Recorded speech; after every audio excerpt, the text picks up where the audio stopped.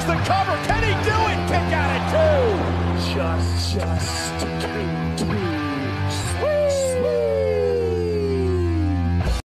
Ladies and gentlemen, as always, welcome to the Curtain Call podcast. Thank you, everybody, for tuning in. If you're on Spotify, thank you so much for listening. If you're on YouTube, please like the video if you enjoy and consider giving us a subscribe. It really helps out the channel. I'm Irish Neep. I'm joined by JR as always. And today we're going to be looking back at one of the greatest, definitely up top as one of the greatest comebacks in wrestling after 7 long years. Has CM Punk, has his comeback, has everything he's done since then lived up to the hype and been worth it in our eyes? And then you guys can let us know what you think down below as always. But JR, what's going on? Why don't you kind of kick us in, man? What's going on, everybody? As we all know, like my tag team partner Jordan said, CM Punk was probably one of everybody's favorite wrestlers, especially after the pipe bomb. We all know the story about him leaving WWE. We've all heard the podcast he did with Colt Cabana during the time that he left. And everybody was in favor for CM Punk. That I know of, everybody was in favor for CM Punk. We didn't think it would happen. Every time Royal Rumble came around for 7 years, we all said CM Punk, CM Punk, CM Punk. Never. AEW started up, and that's when the CM Punk rumors really, I think, Jordan, really went really hard. So yeah, he comes back to AEW, a massive pop. A massive pop isn't even the word to use. Before we get into everything, I really wanted us to go back for a second. I want you to tell me how you felt that moment that his music hit and CM Punk was back in a wrestling ring in general. Yeah, so it was in Chicago. That only fueled fire to the rumors. But we almost kind of didn't know it was going to happen, but also knew it was going to happen. It was kind of the perfect storm. I was in my living room, all the lights off, pitch dark, with my original CM Punk WWE shirt, the one with the black lines on the sleeves, the old design, wearing that shirt. Soon as I heard that theme go on, dropped to my knees, smile, big giant smile. I was so excited. At first, though, they kind of had me going. I thought it was going to be MJF. First thought, I'm like, oh no, it's MJF doing this in Chicago. But then I was like, I saw him and I'm like, all right. But then it was all smile, and I was extremely happy. And then when he jumped in the crowd, and you saw how much it meant to him. When he kind of, got down his knees on the stage, he was tearing up. Like, you could see how much it really meant to him to be back and to still be loved by everybody.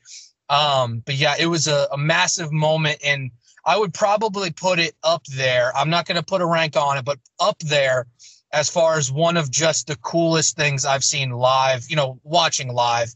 Yeah, it was something special, man. Regardless of how you feel about him, you kind of have to just soak in that moment for wrestling fans in general. It was just a huge moment. Yeah, same here. I was sitting in the living room with my kids and my wife. And, you got to understand that, first of all, my wife's not a huge wrestling fan. She'll watch it with me. But she's not, she's watching Raw, Dynamite, SmackDown. No, she'll watch a pay-per-view here and there with me. She definitely watches the major pay-per-views with me. But even to her, she knew that this was something special for us wrestling fans, and she wanted to be a part of this. When his music hit, there was a part of me, like you said, is it going to be MJF? But as soon as that thought came in my head, it immediately went back out, because I knew that Tony Khan wanted to do this for the fans. Yeah. And I don't think, no matter what, he wouldn't have tried to pull something like that off. And even though everybody knew he was coming back at that moment, he was coming back, there was still a part of me that while there was no music playing, no one's talking, and you hear the chants as they kept chanting CM Punk, CM Punk, CM Punk, that's when everything started feeling like he is coming. He's coming. Yeah. He's coming. And when that boiled up and that music hit, there's nobody that can say that wasn't a great moment. Nobody. Yeah. Nobody. Even someone like Jim Cornette said he couldn't have done it better. I completely, I popped CM Punk when he left WWE. Was my favorite wrestler at the time. I completely popped for CM Punk. I think everything around it was great. Now, that being said, now that we express how much it meant to us, now we need to talk serious. We need to talk serious. And one of the things I want to be able to discuss when we first go in this is the ratings.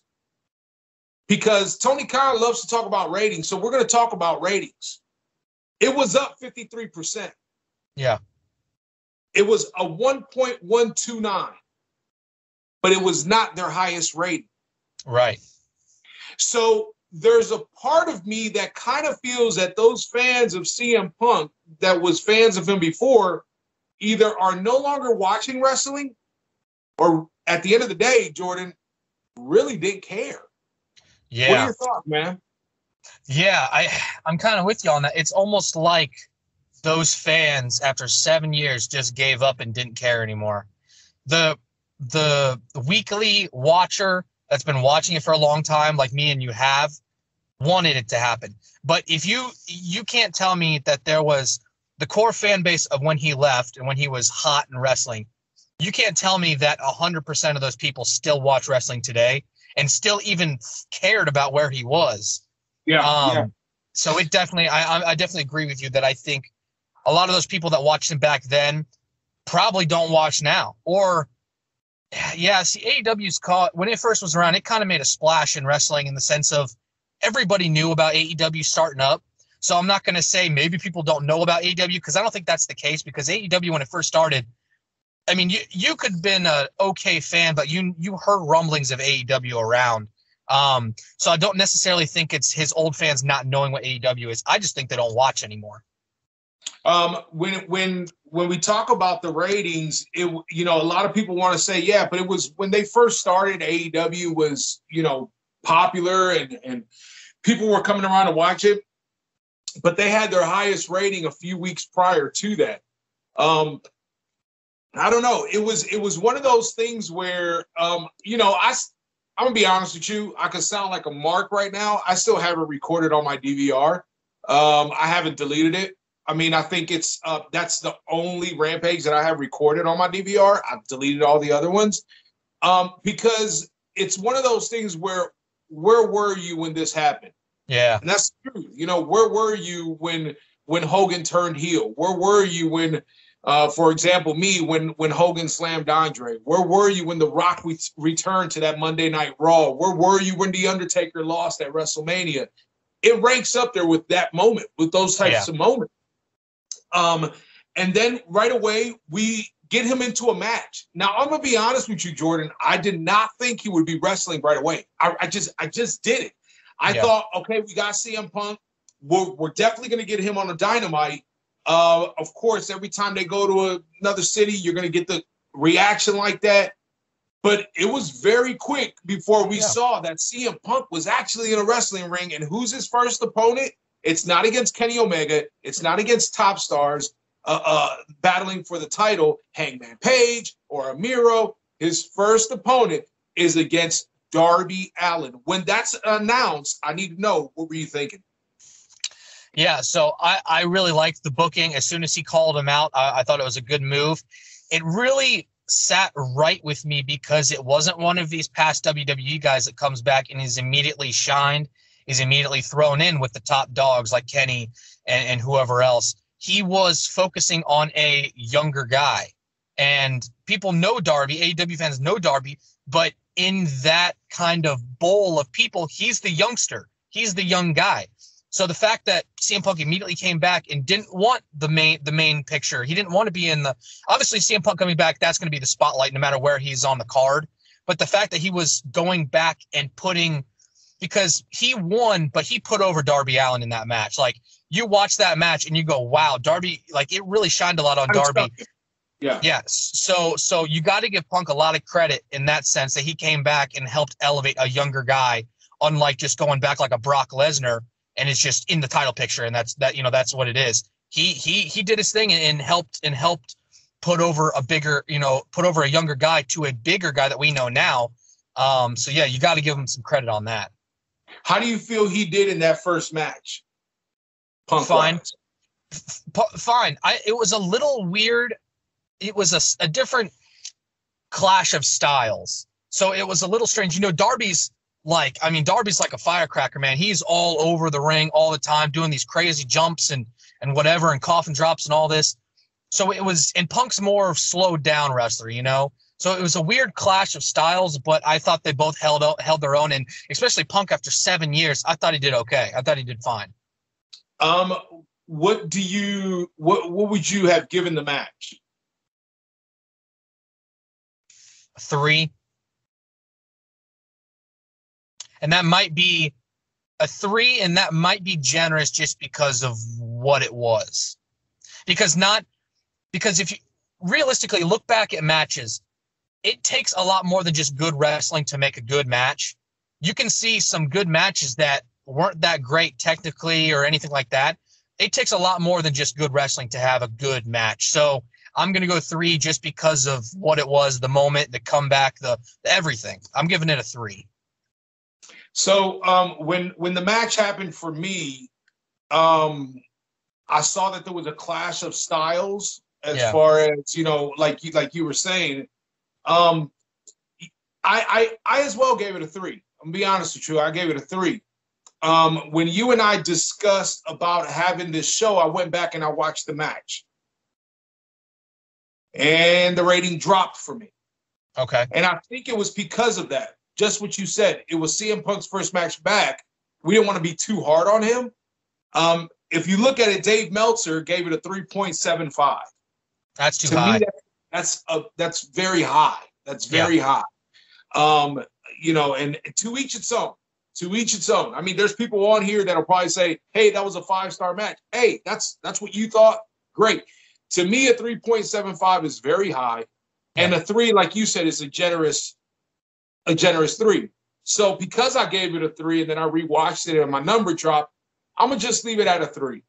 Okay. Why? Because at the end of the day, that's what I was feeling at the moment. That's how I felt at the moment. You know, perfect example. I am a big, huge Superman fan. I love Christopher Reeve as Superman, the greatest Superman of all times. My son's never seen the original Superman. So for the past few days that I've been off work, me and my sons went back on HBO and we watched Superman 1, 2, 3, and 4. Yeah. And I was trying to find out why I was such a big fan of these Superman movies, because it wasn't that good. But at the moment when I watched it, it did something to me. It was special to me. Yeah. So at that time when he fought Darby Allin, I was very into the match.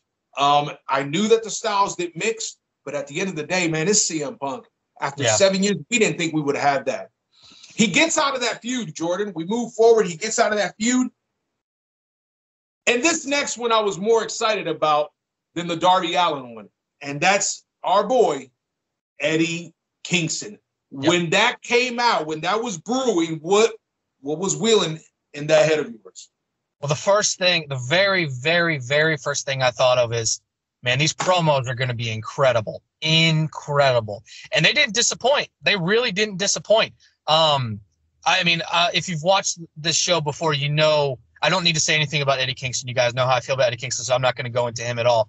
But this was a better match of styles, a better match of attitude, promo, just everything. It was a much, much better just, you know, pairing. The match, I'm going to let you talk about the match. But the build I thought was great. They have that kind of prior heat between each other, like Eddie Kingston brought up in that promo about the old locker room of that indie show. So yeah, I thought this was a great feud for him. I think coming in, having that Darby match was a good welcome back, but I feel like he really got in to just Punk again. I think now he's getting into Punk now at the whole MJF, but I feel like it was really starting to sink in with Eddie Kingston, and it was a great, great feud. I'm glad it's not over. I'm glad it's not over. For those of you that didn't get to see our fully loaded review, right? That was the pay-per-view, fully loaded, right? Full gear. Go back and see it. I wish you can see it because I want you to hear what Jordan said in that review. It's something very key that us wrestling fans, a lot of times, we miss out on. And what Jordan, what you had said, you said something, and I'm paraphrasing, but you said something like, when I was watching that match, I didn't allow myself to grade it because I was caught in the moment. Yeah. I remember that when we gave it, I actually gave it a 4.5. I thought it was a phenomenal match. I thought Eddie Kingston definitely got over, even though CM Punk went over. I knew Eddie Kingston was not going to win this match because of something specifically that Eddie Kingston said. And if you haven't, I wish we can have that soundbite right now that I said, Eddie Kingston said, I don't care about winning the match. I'm going to beat your ass. That's what he said. And boy, did he deliver. Yeah. That was a better match, in my opinion, for CM Punk than the Derby. It had me wonder if the Derby was to just get warmed up to get the cobwebs out. But if that was the case, why wouldn't you do that off camera and get the rhythm back if you were thinking about rhythm? But either way it goes, it didn't take away anything from that Eddie Kingston match. Dave Meltzer gave that match a 4.5. This was a pay-per-view that our numbers hit dead on as far as the accuracy of what we thought they would be. The match was great. It started off physical, it finished physical, and it finished with a cliffhanger. Yep. That allows them in the future to come back to it and touch that part again. Yep. And I think that that's what I enjoyed so much about the CM Punk and the Eddie Kingston. Yeah. I'm definitely with you. I really like that they didn't finish it off like this. I wish it wasn't more common because I don't want it to get saturated, but I wish people, WWE in particular, would do that more often. Don't wrap up a story without, you can get a lot of longevity out of two guys if you book it right. Don't always wrap up a story because there's a lot more to come back to. That's why I always like when Kevin and Sammy go back and forth, because that story you could book forever and they never truly are finished with each other. You know what I mean? So now that we've got these two matches out of our way, we've got them under our belt, we got CM Punk back. How do you feel that the crowd reaction is everywhere he goes? Obviously, when he was in Long Island, we'll talk about who his next feud is with in just a second, was the only time he actually got booed. The Eddie Kingston match, there were a lot of boos. People were going for Eddie Kingston. How do you feel the CM Punk tour is going? CM Punk even said, you guys aren't tired of me yet? Do you think that it's getting more, okay, he's back, let's bring it in. We'll bring it down now? How do you feel that that's going? Yeah, all right. Here comes my hot take pipe bomb. I can't wait for all the dislikes to come out on this one. I think that the CM Punk tour has the, no pun intended, Judas effect. I think people only like him because they're singing along to his theme song now, and I think that's a lot of it. I do think people are getting tired of him, but with this next feud, like we'll talk about, I think he's definitely coming into the old Punk. But up to this point, he was definitely the honeymoon phase was over as far as the CM Punk comeback. And I think the only reason it's lasted a little bit longer is because these AEW fans love to sing theme music. And I think that's what's carried Punk the last few weeks or so, just with still getting that pop, is because people like to sing his theme song. That's very honest. Yeah. And I can respect you for saying that because you're honest about it. Now I'm going to tell you something, and it probably won't be popular. There was a time when CM Punk came back to AEW that I had to make sure I was sitting in front of the TV to wait for CM Punk to come out. That train has gone. Yeah. It's the truth. CM Punk is not even my favorite wrestler in AEW. Nah. He's not even my second favorite wrestler in AEW.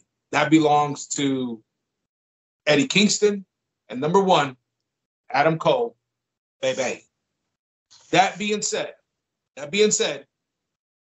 this CM Punk that we have now on the mic against MJF, wow. I would like to read something if I can. This is from CM Punk to MJF, and I'm quoting. If you think the grass is greener on the other side, be my guest. Go ahead and leave. Main event night 4 of a buy one, get one free extravaganza, and then get released faster than you last in the sack. Yeah. This is something that I want to see. And I hope, and we can totally disagree on this, but Jordan, I hope I don't get to see it right now. Yeah.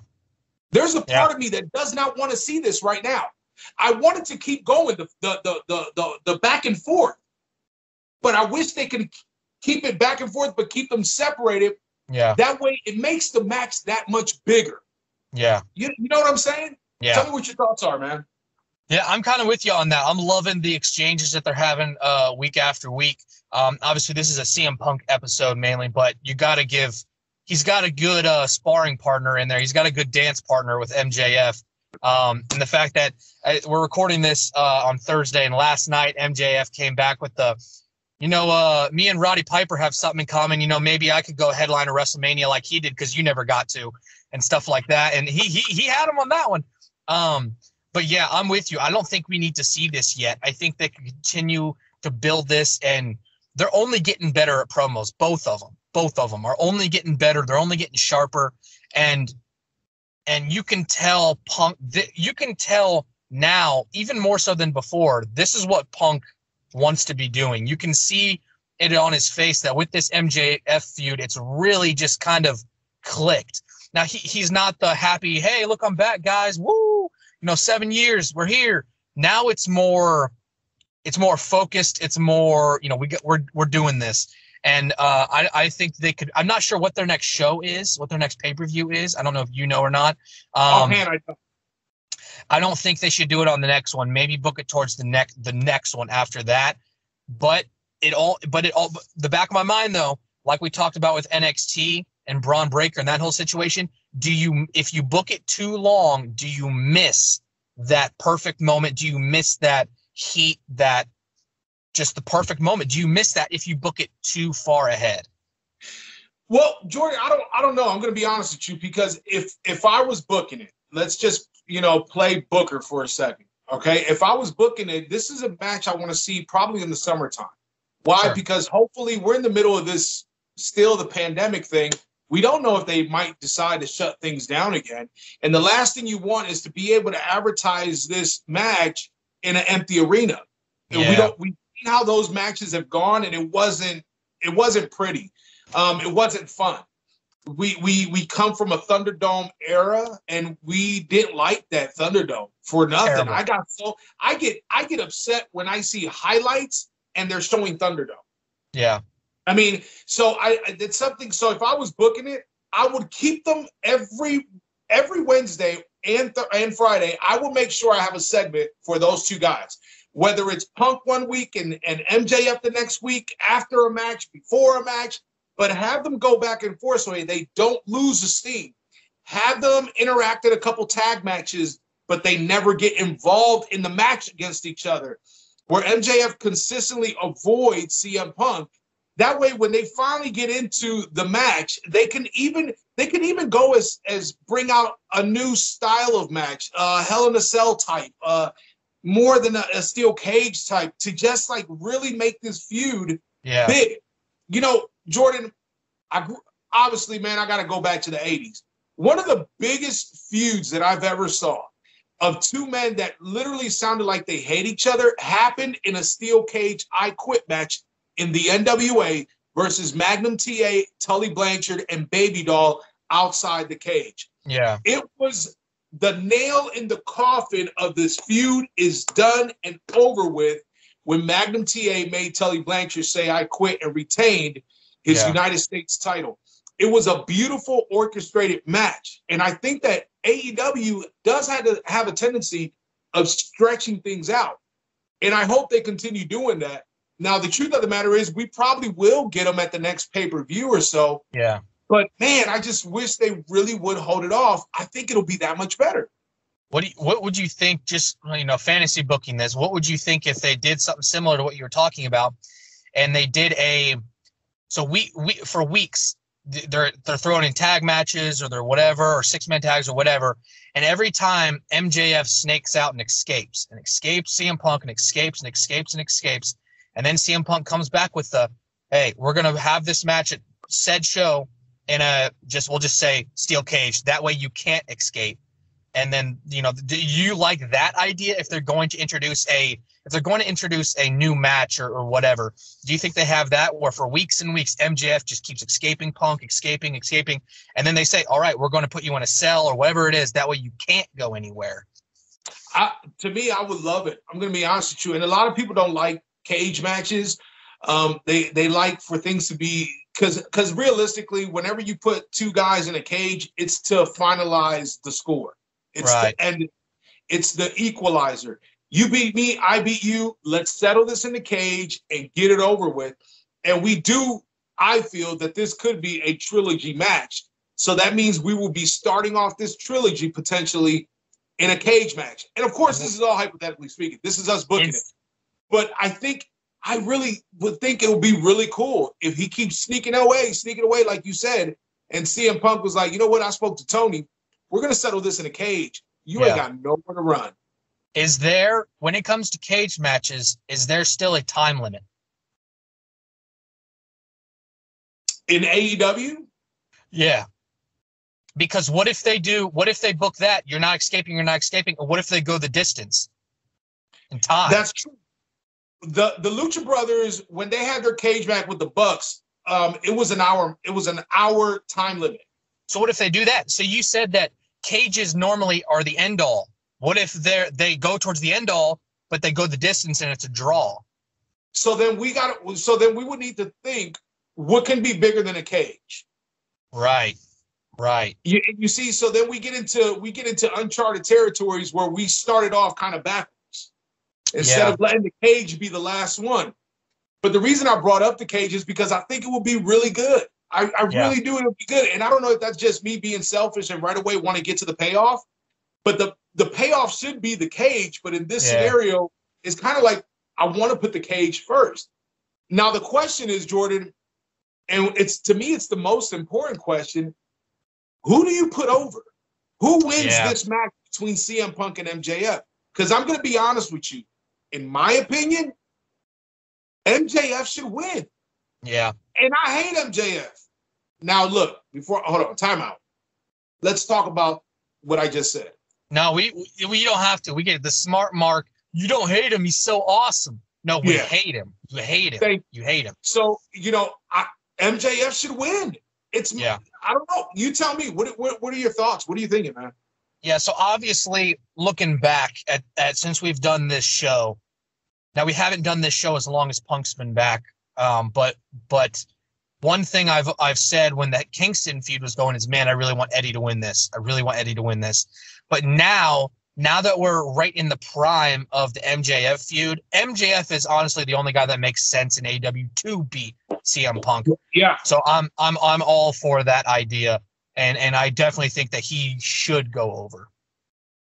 When I think of MJF, I do believe MJF is the future champion in that company. Yeah. I really, really do. There's a part of me. Let's break kayfabe a little bit. Let's pull back that curtain a little bit. Is he like that in real life? No. You know, every time the camera's on him, he's acting like that. But I'm sure that there is a part of him that is that conceited where when he talks about the bidding wars of 2024, it's probably something Tony Khan doesn't like. Yeah. Now, let's be realistic. He's not going to go to the WWE. No. Well, he could go to the WWE, but he's definitely not going to be MJF like he is now, saying whatever he wants to say. So you're going to get a very watered-down version of MJF. But there's a part of me that feels that he is that cocky to be able to that says some things, that those little jabs, like you just mentioned about the Roddy Piper thing, like when they were in Long Island and he came back, so there's little things that he does that make you wonder, man, I think this guy probably is a little bit like that in real life. Now, that being said, I think that because of his character, he needs to go over. Yeah. And I'm all for, okay, you know, we've seen it. WWE guys come in and they don't lose right away. They get a title right away. Now we look at somebody like CM Punk. He's got to drop a match sometime. Yeah. What better way than to have him lose his match against MJF? Because now if he loses it, Jordan, he could be telling MJF, even if MJF cheats, I will prefer him to cheat to beat CM Punk. That way CM Punk can say, you know what you did. Give me my rematch. Quit dodging me and let MJF dodge him for another 3 months. Yeah. Tell me. Yeah. No, I think I don't think I need to elaborate anymore on what you just said. I'm kind of all for that. Yeah, it's going to be very interesting to see how this turns out, because if you look at it one way, this could be a big chunk of the year for AEW. Dude, this could be a giant portion of 2022 for AEW, or it could just be a month. So there, a lot's going to tell, mainly in the next week or so, which way they're going to go with this. Because, like you said, this could be a trilogy, or it could be come and gone in a month. So it's going to be interesting to see what they do with that. But it definitely has the legs to go all year. Do you think we revisit the Jericho MJF moment where MJF says, if you want to fight me, you got to go through the 7, whatever it was, and bring back some wrestlers for that? Do you think that we go that route again? Maybe. I don't know. Are they going to want to try to repeat that? They just did it. Unless they put a new spin on it or kind of figure out a way to kind of hide it, that it's not the same thing. But I don't know. That's a hard one to book. I'm not sure about that. So I got a question to ask you, and I want you to tell me how you would think about what you feel about this. So MJF goes on the first one, he wins it. They go to the second one, CM Punk wins it. They go to the third one, and it's a no disqualification, or you could have it a regular match, whatever, and CM Punk loses. But the way he loses is because there's outside interference that knocks out CM Punk. CM Punk goes down, loses to MJF. The 3 is over. That's it. We've had our 3 matches. CM Punk had agreed before that they won't go back to it. It's something MJF could always hang over CM Punk's head for future. And it'll set up CM Punk's next feud, and that person was Colt Cabana. How do you feel about it? Colt Cabana. I'm always going to be for their feud because they have a lot of history together. They've been friends for a very long time. I never thought about that, to be honest with you. I never thought about Colt Cabana at all. But yeah, I'm honestly not opposed to it because the story is there and everybody knows their history. So, that's not a bad early guess in my opinion. Okay, because I'm trying to think who else makes sense to go against CM Punk. Obviously, like you said, this feud will be over with. Whether they decide to do it fast or if they decide to do like you were saying, take it really slow. You know, you figure if you have a 3-month buildup, what are their pay-per-views like every 3 months, right? Yeah. Yeah. So if you hold off for not this next pay-per-view, but 3 months from now, you have their first match. 3 months from there, we're talking about close to the end of the summer. They have their second, and then going into the wintertime at whatever pay-per-view you want to do it, the Full Gear, whatever, you have that third match. So going into the new year, you could give Punk his 2 weeks off or whatever it is that he wants to do after that pay-per-view. But that next feud has got to be something. Now, if Punk goes over, how long do you think it'll be before he goes after the title? He did say he wants to go get gold. See, Jordan, this is the part that I don't like, man, because I really don't want to see it, man. Yeah, I don't know, because if he goes over, how do you deny him not getting a shot? He's gone through Kingston, Darby, MJF, been in multiple tags and all that stuff with Sting and all that kind of stuff they're doing. How do you deny him a title shot at that point if he's I don't know. But then again, if they go by wins and losses, his only credible win would have been against MJF and Darby Allin to a certain extent. So do you put him past a Miro right away? Do you put him past a Kenny if Kenny comes back? Adam Cole. Yeah. There is a. I don't know, man. I don't know if and you know what? I don't know if there's a lot of fans that actually want to see him holding AEW title. Now, Yeah. I do believe it is going to happen. Why? Because they'll rub it in WWE's face like they do a lot of times and having holding a title. But is that something that you be honest? Is that something you want to see? Nah, it's not something I want to see, but who knows what I'm going to be feeling in a year from now, depending on, how his storylines and everything goes. I don't want to see it now, January 2022. I don't want to see it now, but who knows in next January, maybe, who knows how they do all of his feuds and how the rest of AEW looks. I mean, who knows, man? But right now, no, right now I do not want to see that.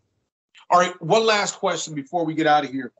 Are you content him being a babyface for the remainder of his time in AEW? Or do you feel that sooner or later we're going to get the CM Punk heel? Needs to be a heel. That's all I got to say. He needs to be a heel. You can answer your own question, but I'm going to answer with he needs to be a heel. CM Punk tag team with MJF on the mic against somebody. That'll be the end of whoever it is that they're facing. That'll be the end of their time. Well, we need to know what everybody else thinks. We want you guys to leave your comments, leave your likes. Make sure you turn on your notifications so you can get everything that we're doing, all the latest videos, and whether it's on Spotify, Anchor, all your platforms. We want you to come check us out.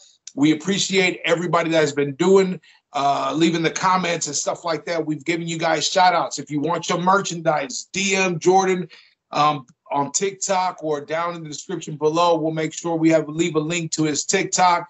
Jordan, man, this was good, man. This was good. So at the end of the day, CM Punk yay or CM Punk or CM Punk no? CM Punk, yeah. I like his comeback. Overall, the good has outweighed the bad.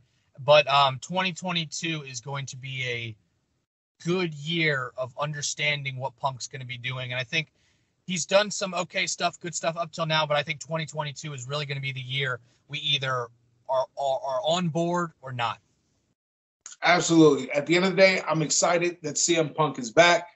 And even though we criticize some of his matches, criticize some of the things, we both can agree on one thing, that it's great for wrestling in general to have the cult of personality back in a wrestling ring, brother. Yep, of course. And as always, Too Sweet, everybody, and JR, take it out. We always kick out at 2. Peace.